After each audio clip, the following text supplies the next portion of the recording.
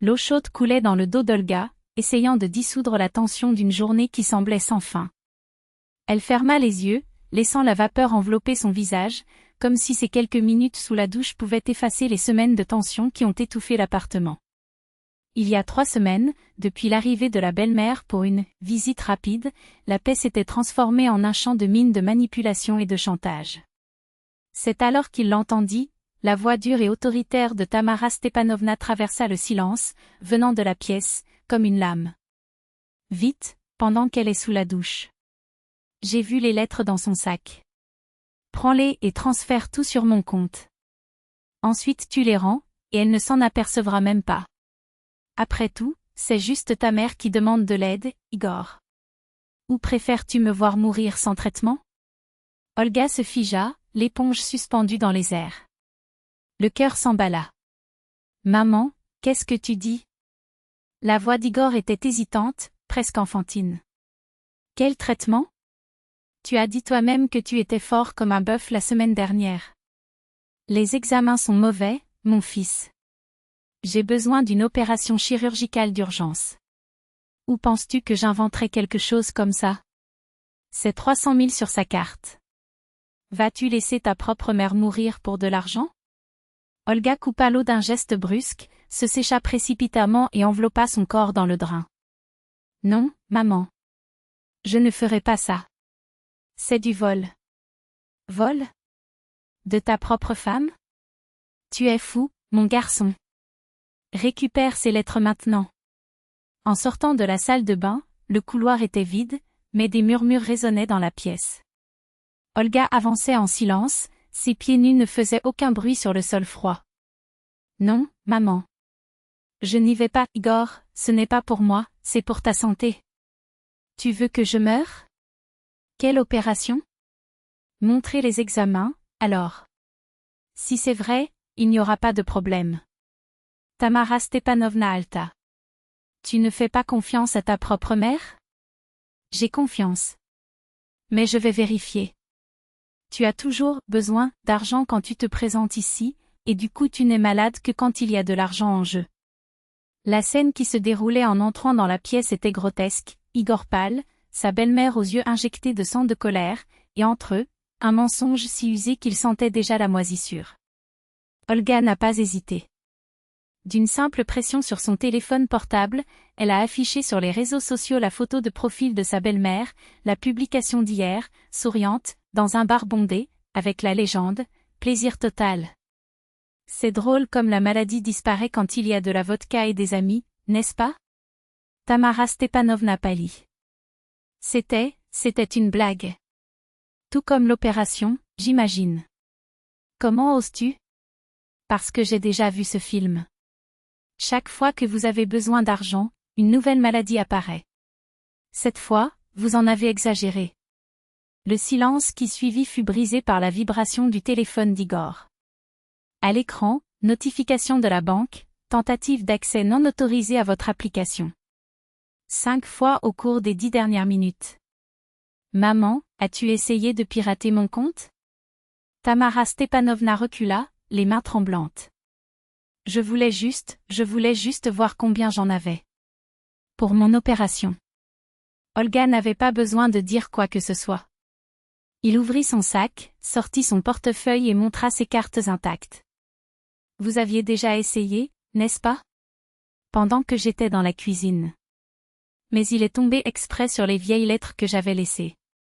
Il y a 3 jours, quand je t'ai remarqué en train de fouiller dans mes affaires. Où sont les vraies cartes ? La belle-mère n'a pas pu résister. Dans un coffret sécurisé. Et ils y resteront aussi longtemps que vous serez dans cette maison. Igor a explosé. Maman, tu as essayé de voler Olga. Et moi ? Ce n'est pas demander, c'est extorquer. Je suis ta mère. J'ai le droit. Non, il n'y en a pas. Tu as 30 ans, Igor. C'est un homme adulte et il la laisse toujours le manipuler comme un adolescent. Tamara Stepanovna, haletante, serrait sa poitrine. Mon cœur, ça me fait mal, appelle une ambulance. Igor n'a même pas cligné des yeux. J'ai déjà vu ce numéro. Si c'était vrai, tu serais mort il y a des années. Le théâtre s'est terminé aussi vite qu'il avait commencé. La belle-mère s'est redressée, l'attaque s'est évaporée. Ah donc c'est comme ça? Cette femme t'a empoisonné contre moi. Olga ne bougeait pas. Il l'a vue seule. Vous vous êtes trahis. Elle te contrôle. Chaque jour, subtilement, jusqu'à ce que tu n'en puisses plus. Drôle. En 3 semaines, nous avons à peine échangé un mot seul. C'est toi qui ne le quittes pas, comme une ombre. Tamara Stepanovna Alta. Comment oses-tu me traiter de voleur? Igor parla enfin, d'une voix ferme, n'es-tu pas un voleur? Il a essayé de voler la banque, le portefeuille de ma femme. Ça a un nom, maman. Et ce n'est pas de l'amour. L'appartement devint silencieux lorsque la porte claqua. Igor s'effondra sur le canapé, les mains dans les cheveux. Désolé, marmonna-t-il. J'ai laissé ça aller trop loin. Olga était assise à côté de lui, ses doigts entrelacés avec les siens. Ce n'est pas ta faute. Elle a choisi cette voie. Mais je l'ai autorisée. Je pensais que si je l'ignorais, elle s'arrêterait. Jusqu'à ce que tu doives tendre un piège pour te protéger. Parfois, la seule façon d'arrêter un incendie est de couper l'oxygène. Igor soupira. Je lui parlerai demain. Pas de cris. Avec des règles claires. Si vous n'acceptez pas, la distance sera la meilleure solution. Olga posa sa tête sur son épaule. Vous méritez la paix. Et elle doit apprendre que la manipulation n'est pas de l'affection. Igor hocha la tête, ses yeux enfin libérés du brouillard qui les avait aveuglés pendant des années. 30 ans. Il est temps de grandir. De sorte qu'elle-même s'en mêle dans ses propres toiles. Un piège. Autodéfense. Olga fit glisser le téléphone sur la table, l'écran illuminant le visage d'Igor d'images brutes, l'appareil photo caché dans le cadre photo avait tout capturé. Elle était là, fouillant dans le sac d'Olga avec des doigts agiles.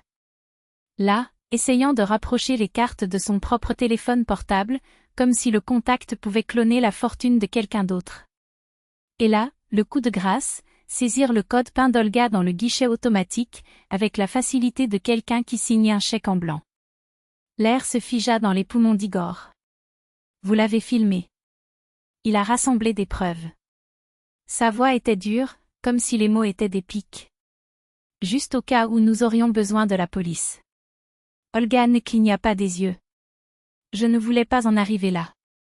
Mais c'était prêt. Si elle avait pris de l'argent réel, elle n'aurait pas vu le choix.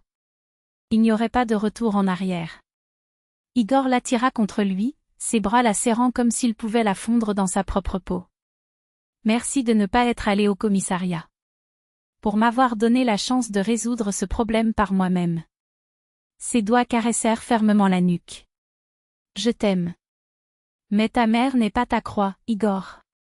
C'est ton ombre. Et les ombres ne disparaissent que lorsque vous leur tournez le dos. Je vais le réparer, promit-il, la mâchoire si serrée qu'elle lui faisait mal.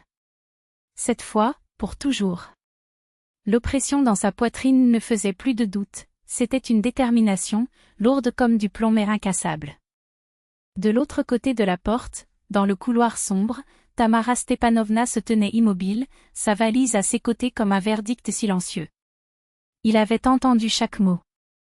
Et pour la première fois depuis des décennies, il comprit.